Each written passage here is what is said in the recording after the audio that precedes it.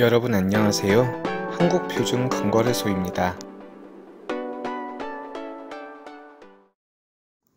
오늘은 한때나마 금보다 비쌌던 것들에 대해서 한번 올려볼까 합니다. 첫 번째는 후추인데요. 세계 3대 향신료 중에 하나인 후추는 동서양을 막론하고 세계에서 가장 오래된 향신료이자 지금도 세계 시장의 5분의 1을 차지하고 있을 정도로 사랑받는 향신료입니다. 인도 남부가 원산지인 후추는 기원전 400년경 아라비아 상인에 의해 유럽에 전해졌다고 하는데요. 참고로 실크로드를 통해 중국 상인 장건에 의해 처음 중국에 소개된 후추는 고려시대 중국 송나라를 통해 최초로 우리나라에 전해졌다고 합니다. 예전 유럽에서는 10월쯤 가축을 도축하고 저장육으로 겨울을 났는데요. 이때 살짝만 첨가해도 맛과 향을 업그레이드 시켜준 게 바로 후추였습니다. 당시 후추는 금보다 비싸고 휴대하기 편해서 돈 대신 결제수단이나 세금 납부로도 쓰였다고 합니다. 하지만 과학기술의 발달로 냉동 기술이 발전하면서 후추가 필수품이 아니라 기호품으로 전락하게 되는데요. 이때 패러다임이 바뀌었다고 볼 수 있습니다. 이로 인해 후추 가격이 폭락을 맞게 되었다고 하네요. 두 번째 소개해드릴 것은 라피스 라줄리입니다. 14세기부터 17세기 사이 유럽에서 황금보다 비싼 보석이었다는데요. 사실 라피스 라줄리가 고가에 거래된 이유는 보석으로서의 가치가 아니라 울트라마린 색상의 물감을 만드는 원료로 사용됐기 때문이라고 합니다. 특히 아프가니스탄의 바다흐샨 샤흐샤흐 지역에서 생산되는 라피스 라줄리는 선명하고 아름다운 색상으로 인기가 높았을 뿐 아니라 희귀하기까지 해서 더욱더 비싼 가격에 거래됐다고 하네요. 중세 유럽에선 아름다운 파란색에 유달리 집착하는 모습을 보이는데요. 교황 율리우스 2세는 미켈란젤로가 시스티나 성당 천장에 그림을 그릴 때 반드시 울트라마린색을 쓰도록 했다고 합니다. 이후에 울트라마린 다음으로 유행했던 색은 프러시안 블루였는데요.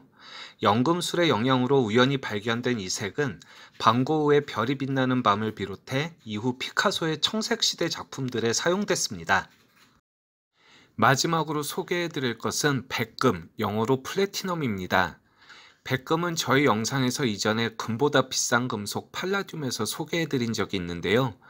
백금은 다이아몬드 세팅에 많이 사용되면서 한국에서도 인기 있는 금속입니다. 가끔 백금과 화이트 골드를 헷갈리시는 분들이 계신데 화이트 골드는 금과 다른 금속의 혼합물로 순금은 24K라 하고 금 함량에 따라 14K, 18K 등으로 나뉘는데요. 이때 색에 따라 금색이면 옐로우 골드, 은색이면 화이트 골드라고 합니다. 백금이란 단어는 일본에서 처음 백금을 주얼리 세팅했을 때 사람들이 생소해하자 하얀색 금이라고 하면서 백금이란 단어를 쓰게 됐다고 하네요. 10년 전만 해도 백금은 금보다 더 비싼 금속으로 유명했는데요. 25년 이상 금보다 비쌌던 백금은 지난 10년 금과 함께 가격이 추락하면서 이후 반등폭이 아직 금보다 낮아 현재는 금보다 싼 가격이 됐습니다.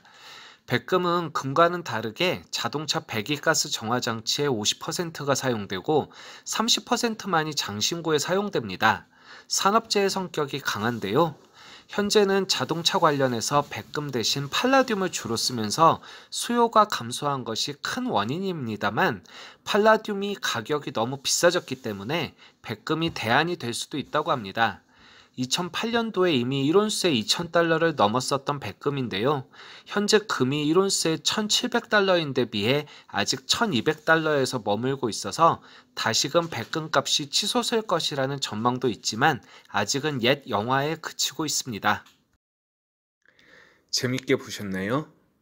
오랜 세월 희소성의 변화로 가치가 하락한 것들도 많지만 여전히 금보다 비싼 물질들도 많은데요. 금처럼 오랜 세월 그 가치를 증명하는 건 쉽지 않은 일입니다.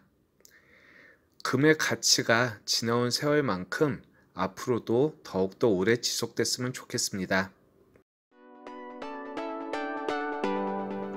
구독과 좋아요, 알림 설정은 언제나 큰 힘이 됩니다. 그럼 오늘도 좋은 하루 되시고요. 지금까지 한국표준금거래소였습니다.